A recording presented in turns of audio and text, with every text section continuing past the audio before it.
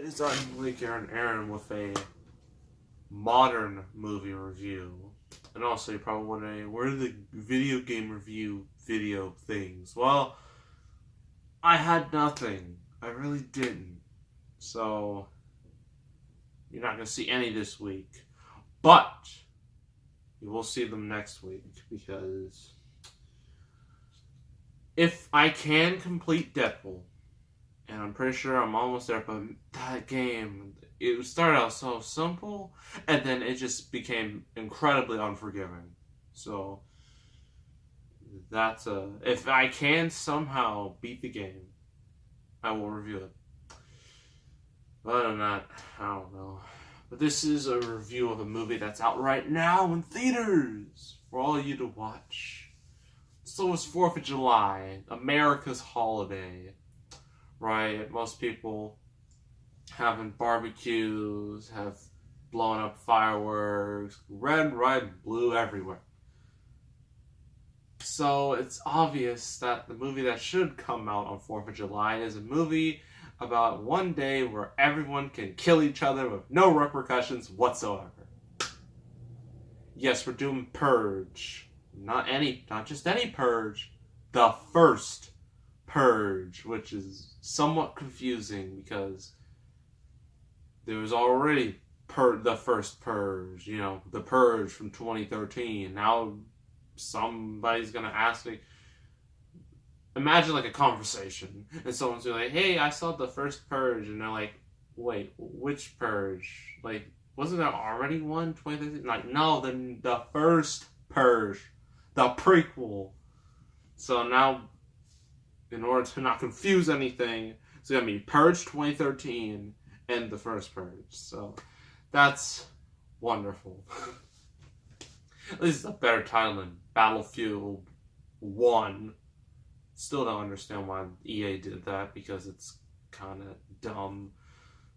And then they decided to go back to Battlefield 5. I mean, they might as well call that Battlefield 2, since that game is, apparently takes place during World War II, even though, judging by the trailer, it's very historically inaccurate. But we're not going to get into that, because that's a whole nother debate and topic that I'd rather not get into. So, First Purge. Before we review it, I'm going to tell you all, I have seen all the Purge movies. Yes, every last one of them. And the first one is terrible. The other two, high quality entertainment, at least from my point of view, because they actually live up to the premise. They're actually, you see what's going on outside. The original was just a home invasion thriller, and it wasted the premise. The sequels actually expanded upon that and made the series overall more interesting. So the First Purge, as you would expect, is the literal First Purge, or the experiment, as they say in the movie. And they're apparently, they say that the reason why they're doing this is for psychological purposes, to see what would happen if people got this opportunity to let out all their anger. But really, if you've seen the other Purge movies, they're just doing it to kill off all the poor people and make the economy much better. That's the whole point of the Purge. That was revealed in the sequel and in an election year. Anarchy in an election year. So, who are the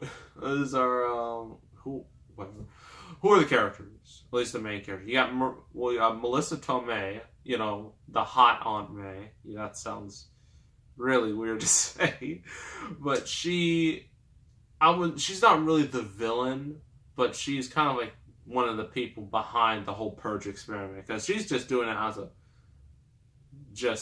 an experiment, right? But she doesn't play a major role in the movie. And actually, spoiler alert, this movie's all spoilers. I don't think you would really care. It's the First Purge. If this was Ant-Man and Wasp, it would be a completely different situation. But this is the First Purge. Whatever. She gets killed off. Yes, they killed off the biggest name in the whole movie got killed. That was worth it. And our main cast of characters includes this gang leader, there's kind of like selling drugs everywhere, has his own whole squad. And he's supposed to be the protagonist. And his character's kind of a mixed bag, but I'll get to that later. You got this girl and her brother, they're kind of like in a bad situation. They're in an apartment, it's not too good. And and the place they decided to do the First Purge is in Staten Island in New York. That is where this movie takes place, and that's where the experiment, the Purge, begins. That's where they do it just to see what would happen, right?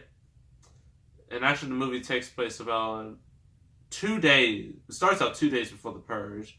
And an interesting little twist, not really a twist, but an interesting little thing to note is that they start talking, clearly these government-esque officials are trying to, ask people, are you angry? Do you want to release that anger?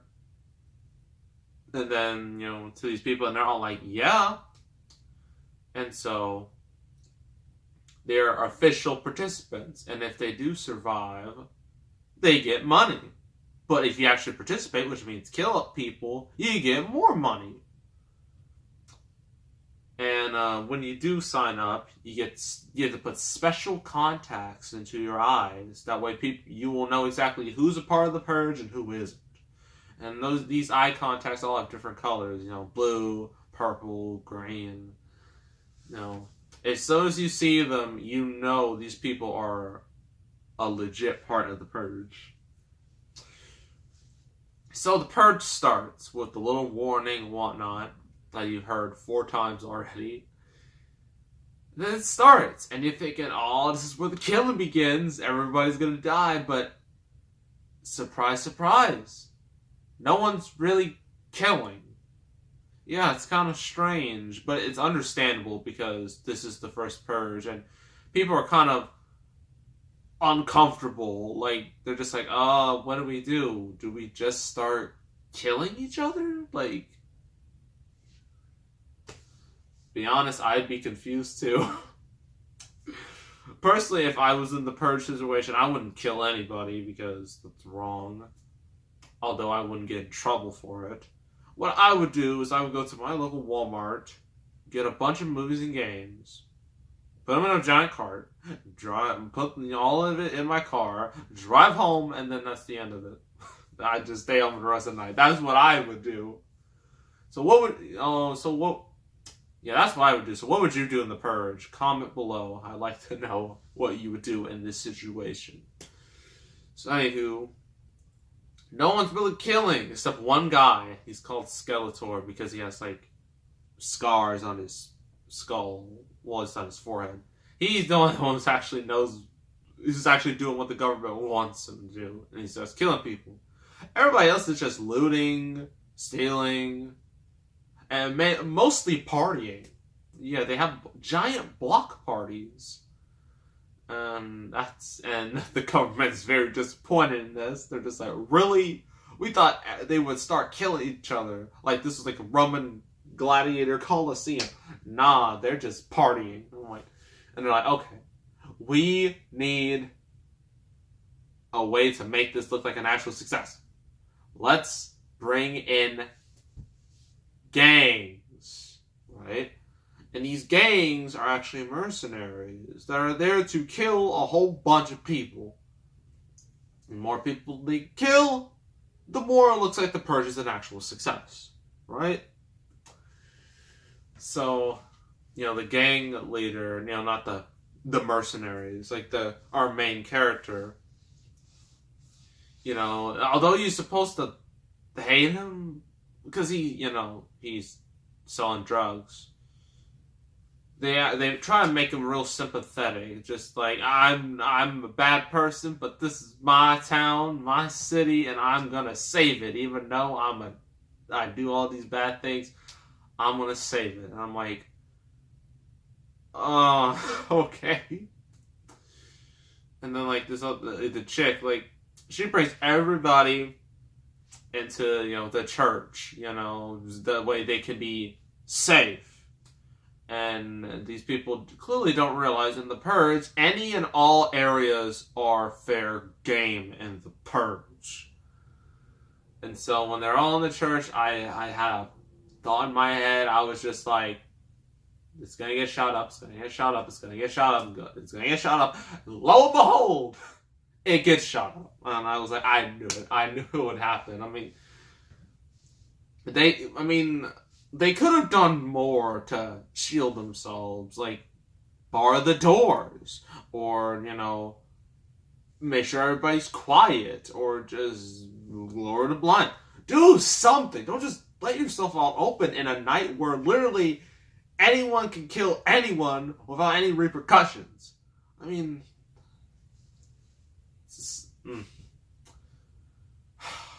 They honestly should have expected that, to be honest.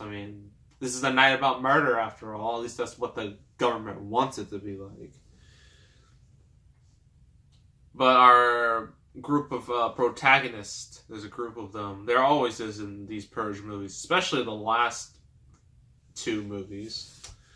They all running around trying to be safe, and then they realize what the whole point of the Purge was, and so they gotta kill all the mercenaries who are dressed up as Ku Klux Klan members and neo-Nazis, because subtlety. What is that? What is subtlety? Subtlety doesn't exist. You got making ham-fisted, just blatant symbolism. And so, although there are a lot of casualties in the Purge, obviously, they do kill all the mercenaries, and they think it's all well and good, but unfortunately, they don't realize they only helped the problem, because the more people die, the more of a success the Purge was. So they basically screwed themselves. And then at the end, they're just like, the Purge was such a success, we're going to do it next year. And I'm like, well, gang leader and friends, I hope it was worth it. Honestly, it was going to be a lose-lose situation, because the mercenaries would have probably just killed everybody. Even if, because the mercenaries either could have killed everyone, or, our hero and company would just kill all the mercenaries. But either way, that's a lot of dead people. And it only makes the Purge look better in comparison, and it makes the government look good, which is not what they wanted. So yeah, that's how it ends. So my thoughts on the First Purge. Well, I wouldn't say it's better than the last two, but it is more interesting. It does things a little different. First of all, there's not a whole lot of killing. Yeah, it's kind of a bit misleading considering what this franchise is known for. But there's not a whole lot of killing, which would make sense, because this is the First Purge. No one knows, the gist of it. Everyone's just all, confused. And they're just doing, small things. They don't feel like killing someone just for the sake of killing someone. Except for Skeletor. He's the only one who actually does it. Yeah, so I thought that was actually pretty interesting how they did that. It's a somewhat nice change of pace for the Purge series. It's not just blood and guts and blood and guts and blood and guts for the sake of just crazy people. And there is one crazy. Skeletor is really the only crazy guy. There's also two crazy old ladies who have explosive teddy bears. It's hilarious. Our main cast of characters.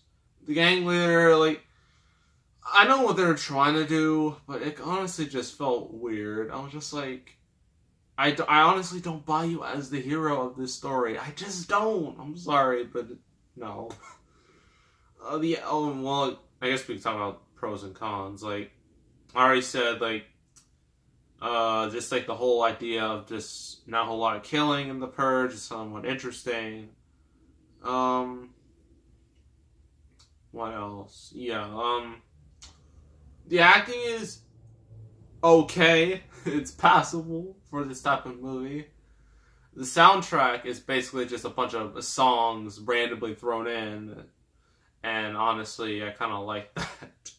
They did it in like all the like the last Purge movie. I remember in Purge Election Year, like when that crazy girl, like she just wanted a candy bar so bad, and she wanted to kill this guy for a candy bar. And then like in the background, you hear Miley Cyrus's what was it? Dang it. You know, Party in the USA, because this is about America. It's called Election Year. You gotta have a song, Party in the USA, and it's just the most random thing ever. And I laughed so hard. This movie definitely has that. It has a pretty nice random assortment of songs.